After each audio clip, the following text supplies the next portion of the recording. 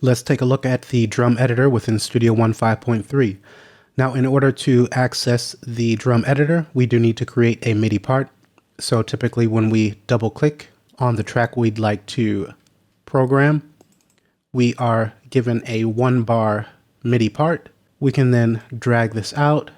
So if we'd like to create a 2-bar beat, we can do that. If we want 4 bars, then we can drag that out. In this instance, I have a 2-bar loop set up. So when I double click, then Studio One's automatically going to add that as a 2-bar MIDI part. We can then double click on that and we're immediately taken to the drum editor.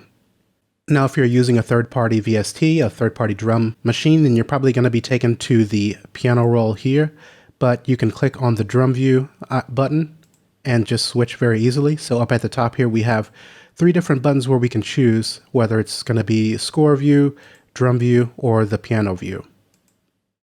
We can detach our editor here by clicking on the arrow. This can then be resized, brought over to a second monitor if you'd like, and you can even maximize this. So you can have as much screen real estate as you want, but I'm going to restore that and then click the down arrow to add it back. And for this tutorial, I'm just going to hover at the top. We get the double arrows and I'll pull this up just a little bit here.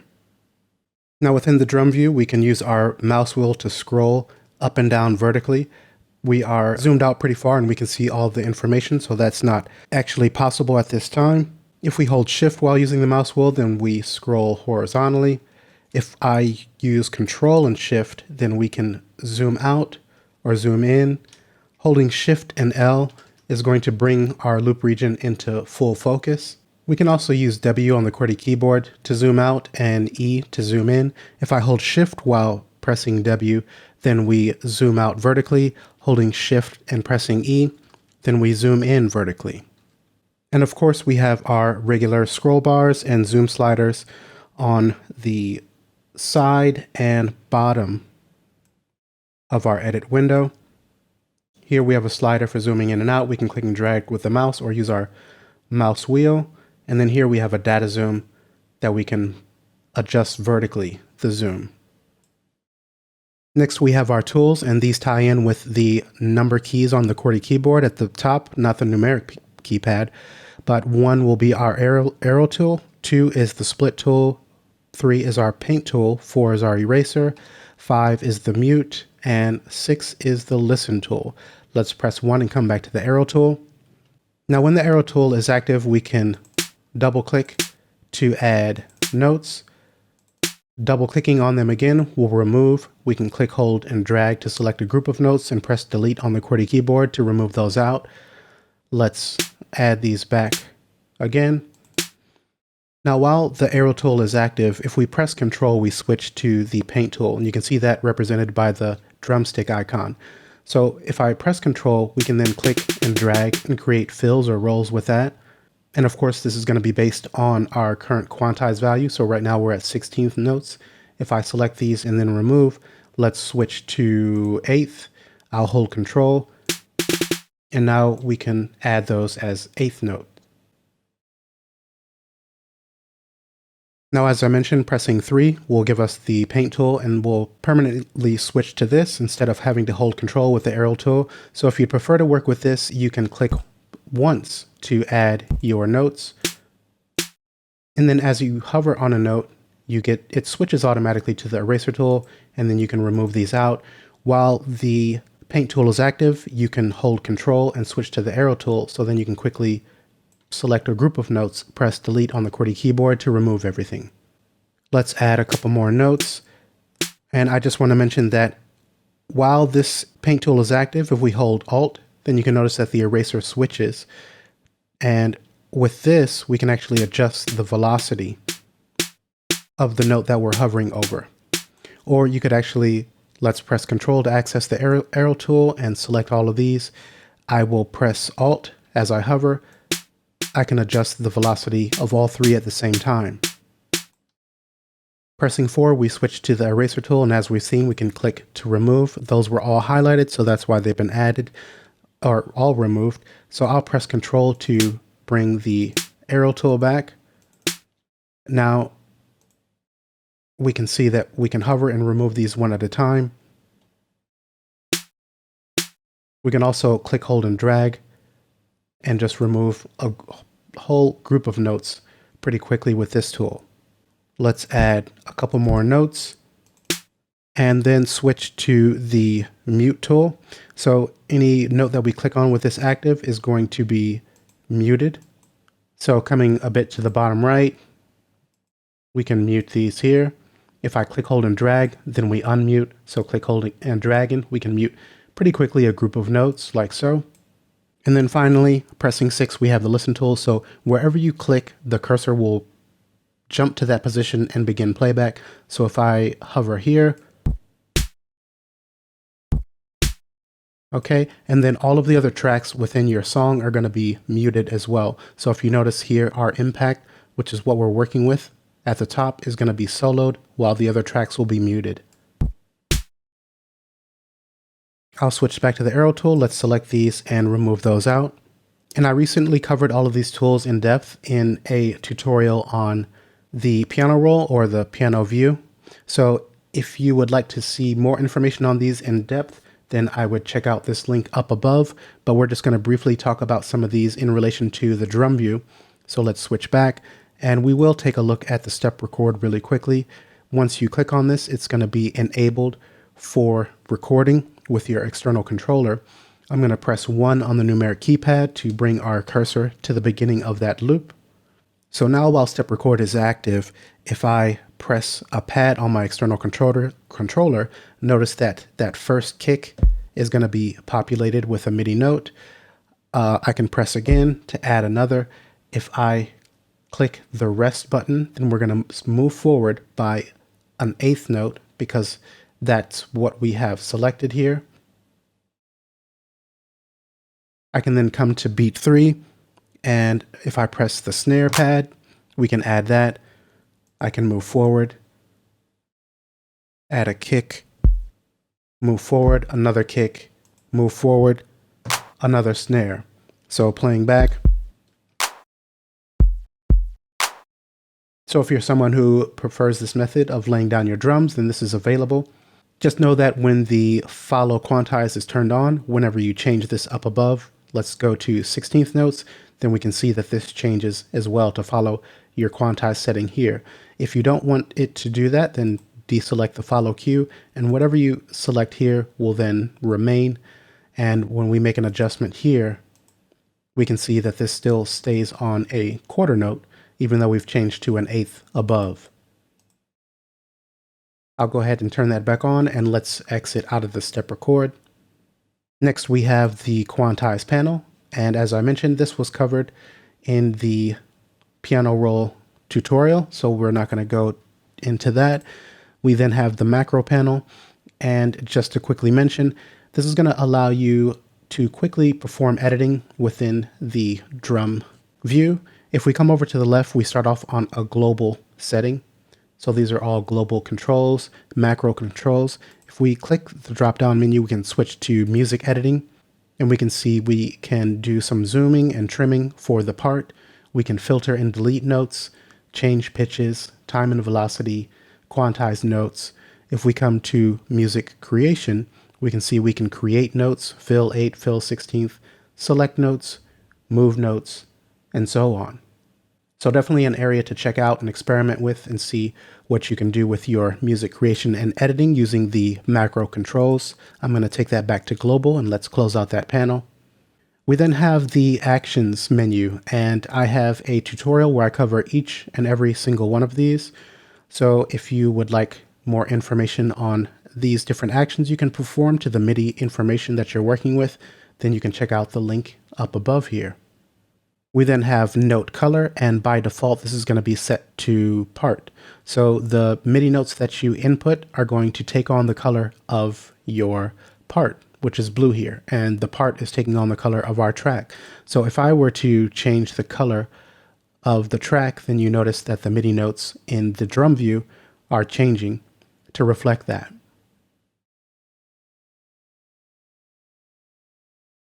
But we do have a couple of different options. So if we'd prefer to see our MIDI notes based on pitch, then we can change that. And we can see that these then take on the color that has been assigned to them in impact based on their particular pitch. And I think this is going to be useful if you are doing some editing and you need a bit of help to better identify where your notes are at and which drum sample that they're assigned to. The next setting that we have is going to be based on velocity. So when we choose that, let's select this note here. And as I adjust the velocity, you'll notice that that note changes to reflect the adjustments. So if you prefer to work with this setting, that's available for you. I'm going to change this back to part. And then down at the very bottom, we have velocity bar, which is not really going to apply to these MIDI notes. This is more so for the longer notes that you'll get in the piano roll. And then we have black selection. So if I check that, then whenever I select a note, then it's going to be black. Whereas with this off, it's white. We then have note controller, and this doesn't so much apply to the drum view either. Next to note color, we have select part automation with notes.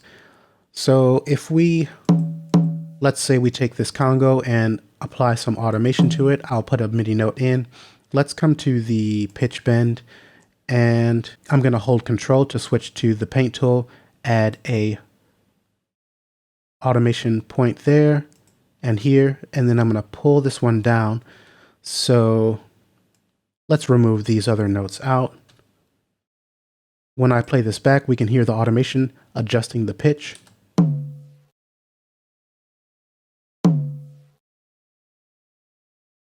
If I remove that out,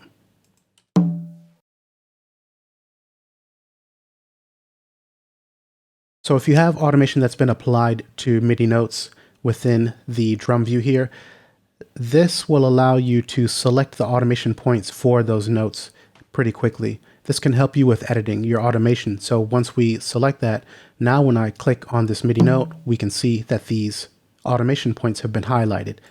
So when I deselect, then they are no longer selected down below. Let's go ahead and turn that off. We then have auto quantize, which is going to quantize any MIDI notes that you have selected. And then when you change the quantize value here, it's going to move those notes based on the new selection that you make. We have the quantize panel up above, and the main thing that you really need to pay attention to is the quantize value here. This is going to be the most important setting when you're working in the drum view. For instance, as we saw earlier, if I hold Control and bring up the paint tool, when we create a fill like that, then it's going to be based on the 16th note setting. So, and again, if we were to change that to quarter, then these are going to be added as quarter notes.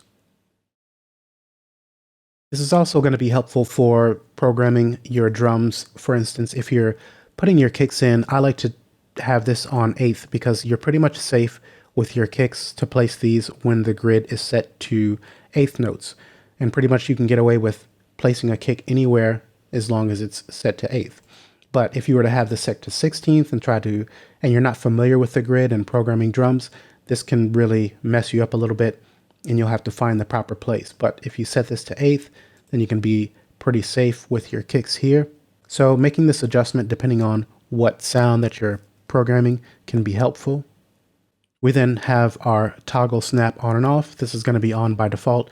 So when we add our MIDI notes, they are snapping exactly to the grid here. If we were to turn this off, then they're going to be placed freely anywhere that you click. And for me, I actually like to have this turned off if I'm going to manually program my drums, because I don't want everything to be so tightly on the grid. For the type of music that I do, I don't want everything to be exactly perfect. If you do want that, then just be sure that you click that to engage it. You can press N on the QWERTY keyboard to turn it on and off. But for me, I like to have just a little bit off for my drums when I'm programming. If something's really not working as far as timing, then I'll just come in and drag it and move it to get it to where it sounds just right. But we'll turn that back on for now. We then have the auto scroll. So with this, if we are zoomed in very far, let's play back. Actually, it's turned off, so you can see that we remained here on this one particular section. But once we turn it on, we can click or press F. Now you can see that the drum view is going to update based on where the playback cursor is in our loop. Let's Shift L to bring this back into focus. We then have here a button for synchronizing the editor to our arrangement up above. This is going to be off by default, and you can kind of see how the cursors are not exactly lined up. We also have two different zoom states for the editor and the arrange view. But once I click this to activate, we can see that this snaps to match the zoom of the arrange view. And if I use the ruler, click, hold, and drag to zoom in or out in the editor, we adjust up above and vice versa in the arrange view. So these are going to be perfectly aligned when we engage this button. I'll turn that off and Shift L, and now we can adjust again independently. Now next up we have the track list, and we can access that by clicking this button here. And with this we can view the MIDI data on other tracks that are in our song at the same time as the one that we're working with. Now when we're in the drum editor, this is not really going to be useful for viewing things like instruments and pianos or synths, because if we want to see the Mai Tai, for instance, if I activate that, it's not going to really be helpful for what we're working on, and we can't even actually see it because what's displaying is only going to be the active channels within our impact. So the recording that we may have done on the Mai Tai may not even show up here. And if it does, it's just going to be represented by these smaller markers. But if I do have another impact here, so if we choose to show that, then we can see these other MIDI notes are showing up here. The color matches the color of our part. So if for some reason you're using two different impacts or multiple impacts and you want to see the drum information in relation to each other, then you can use that. And I forgot to mention that we can also click on the pencil icon. You can see this is gray by default, and the first impact that we've been working with is blue. So we can edit the initial impact, but if we'd like to edit the second one, we can click on the pencil, make sure that's blue. We can see that we can edit these now, and actually it just switches to the other editor here. But we can still see the initial impact with these blue notes. Let's take off the editing for that, and we come back and turn off the view. And I'm actually going to put some kicks in here. And I'm going to create a little basic beat here, and I'll be back in just a second. Okay, so I've got the most basic of basic beats that I put in here. All I really wanted was a few kicks and a couple of snares, just to show that this track list and viewing here could really be useful for working with drums, in the sense that here, if we come to the Mai Tai, and let's also view on this, I've got an 808.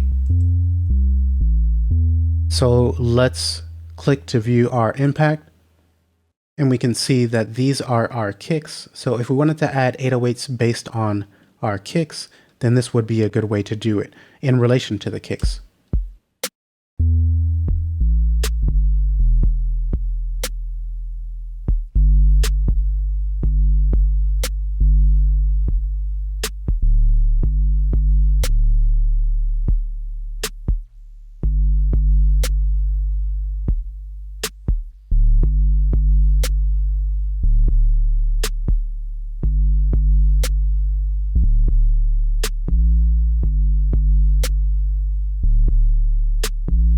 Anyway, but you get the idea. You can see your kicks and other percussion information and create your 808 bass line based on that. Let's go ahead and hide that Mai Tai, close out our track list, and we can also switch to choose what track we're seeing by clicking on this drop-down menu here. If we want to see Impact 2, we can switch to this battery that I have loaded, or come back to the Mai Tai, which is going to switch us to the piano view. Now to the right of that, we have this little paper icon, and if I click on that, we see we have hide, unused, show default, show all. So here we just have the kick and the snare that's active on this impact 1. So if we have finished programming our drums and we'd like to do some more editing to the samples that we've chosen, and we kind of want to clean this up and get rid of the empty space, we can come to this paper icon and click on hide unused. Now we only see the 2 pads that actually are active in this beat. If we'd like to bring everything back that's in the particular kit that we have loaded, we can choose show default. If we'd like to see everything, then we can choose show all. And then here we have all of these pitches that don't have any drum samples assigned. So I'm not sure any reason why you would want to see everything, but just know that that is there. We'll come back to the default. We also have a drop-down menu here where we can do certain things, but this is going to be locked if you're using Impact and you have a kit chosen. Let's come to Impact 2, and this one is locked as well because I loaded a sample into here.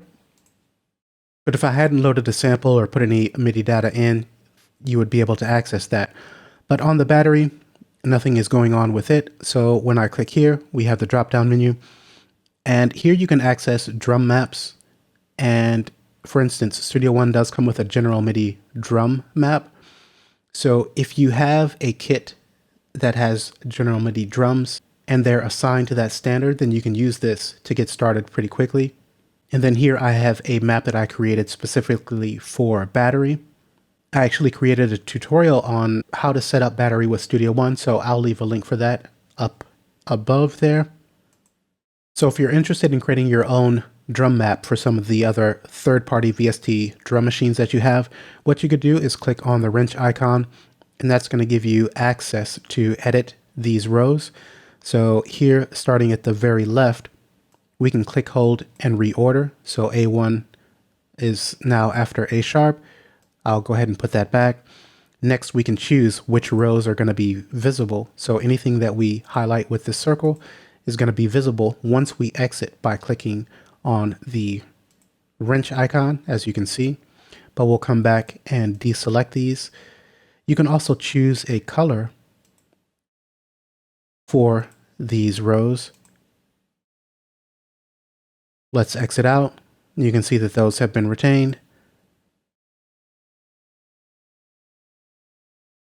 Now, if you have a particular kit that you use often and you want to create a map for that kit that you can always select from the drop-down menu here, just click here and name all of your samples. And notice that once I leave here, the circle is going to be highlighted automatically. So you don't need to go through and do all of that. Just make your assignments like so, and then this will be filled in, and when you leave, this will be set up. You'd then want to come to the paper icon and store that as a preset, so then you can access it from the drop-down menu whenever you'd like. So for me, I actually have the battery map, and if I pull that up, we can see that this is mapped to a 16 pad setup, and I have a different color for each row within battery. Now, before you take a whole bunch of time creating a bunch of drum maps for your third-party VSTs, just know that you can go to the Presonus website, log into your account, and there are people who have been, out of the kindness of their heart, shared drum maps that they've made.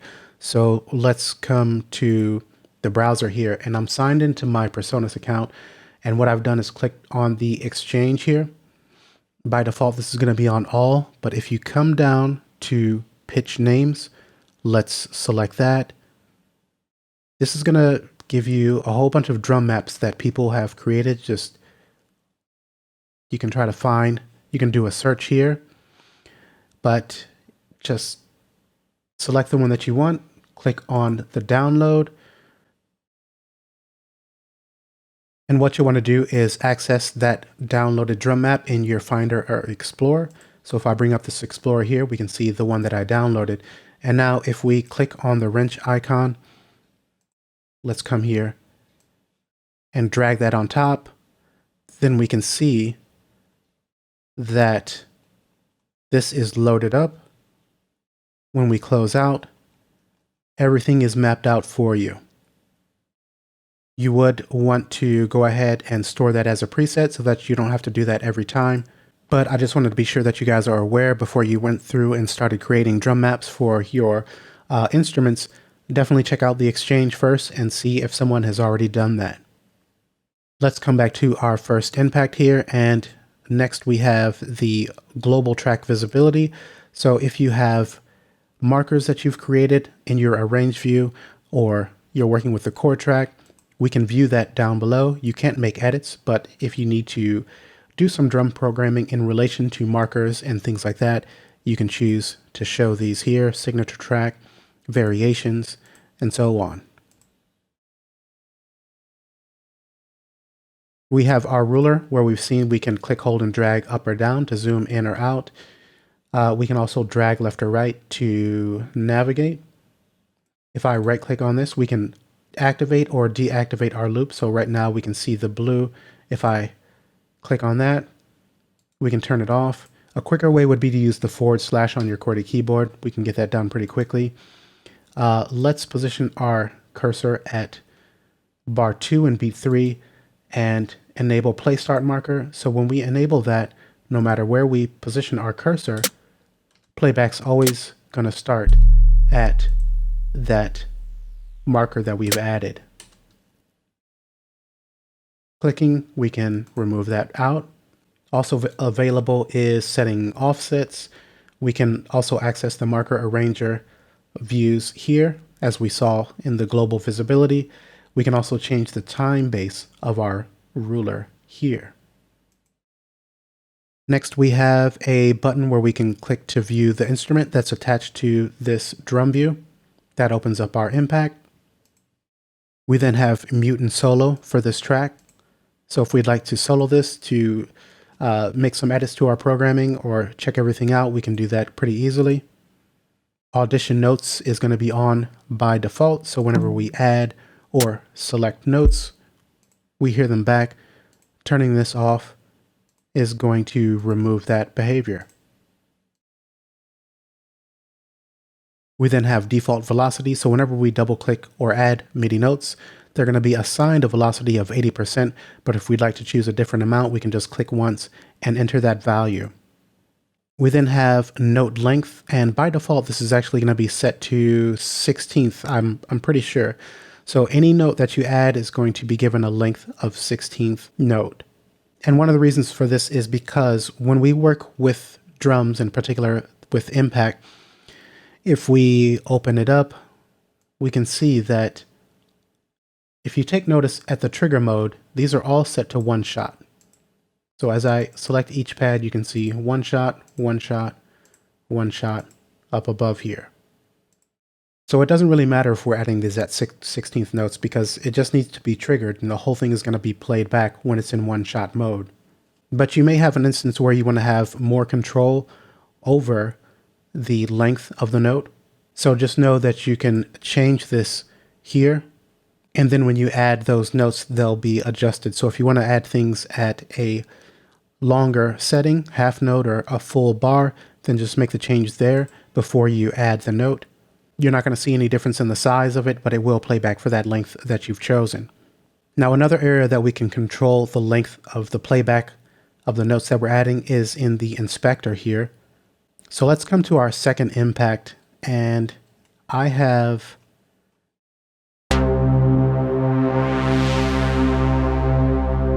let's view this. I have a longer sample that I've loaded in. And so when I brought this sample in, it's set to one shot automatically. So whenever it's triggered, even though I click and release, it's going to play the entire thing through. But I may not necessarily want that behavior. And yes, we can come in and choose the portion that's going to play back by adjusting the markers here.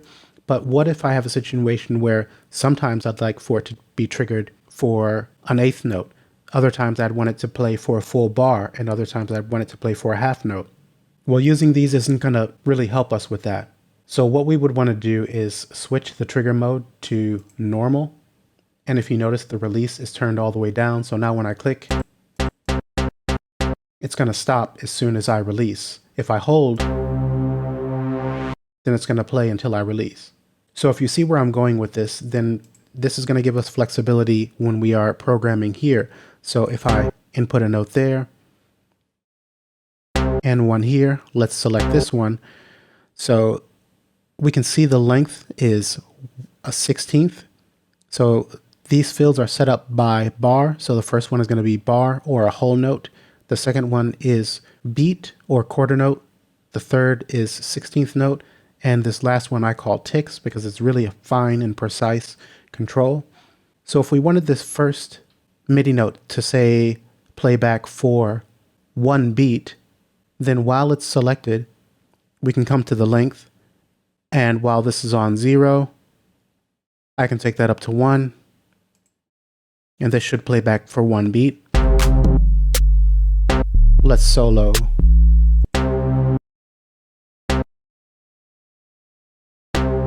So we can hear how that's playing back for one beat, and this one is doing the 16th note. Let's adjust this one to play back for a full bar.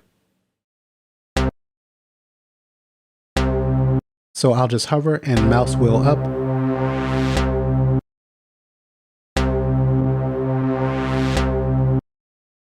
I'll remove this one out.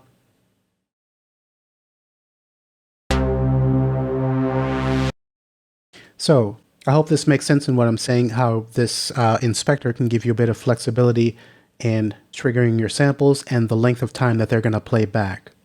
And this is going to be specifically for manually programming your drums. If you're going to use an external controller and play back live and record your drums live, then you can just hold the pad or key for as long as you want it to play back and you'll be fine.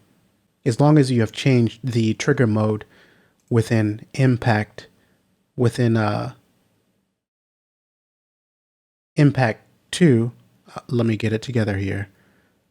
I want this here to the normal mode. And just to finish up with the inspector, we see the start and length fields and we know how to adjust those now. We then have pitch. So if we'd like to change the pitch of a note, we can just click here and select a different one. Let's choose this first impact.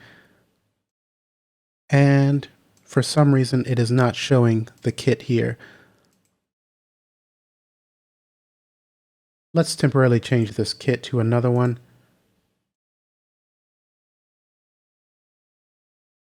Let's scroll up. Okay, so we just need to scroll up and then you can see the sample names here. So if you have a particular pattern that you have programmed and you're like, oh, well, I'm not happy with the sample that it's on, but it would probably sound good maybe with this other snare, then you can quickly move those to the other snare pretty easily by using this pitch field. Then you can adjust the velocity of any note that you have selected. And that was the other thing that I missed. If we select the note, you can see the sample that's being triggered by it populated there. We can see its velocity and we could mute that note if we'd like. And then finally at the bottom we have our parameter automation lane, and we can show or hide that by clicking on this button there. We can also add more lanes if you'd like to edit automation in relation to one another. We can remove the second one or any of one by clicking on the minus. With this field, it's going to show percent by default, but if you'd like to see a MIDI range, you can right click and make that selection. And these are all of the default parameters that are going to be available for automating and editing.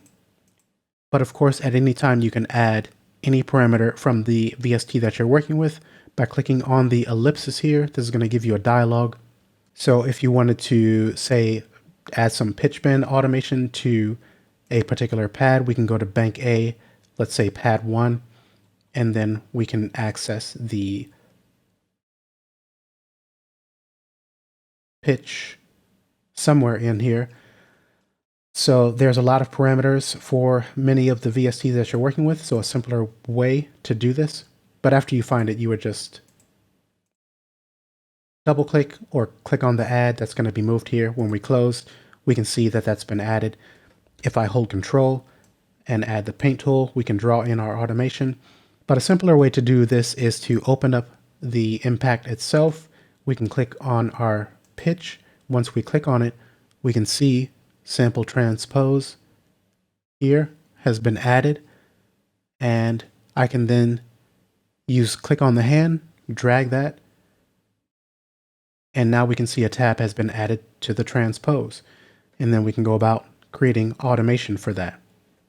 Of course, perhaps an even simpler way would be to just turn your automation setting on to, say, latch, and then play back and make your adjustment, and then it's going to be added.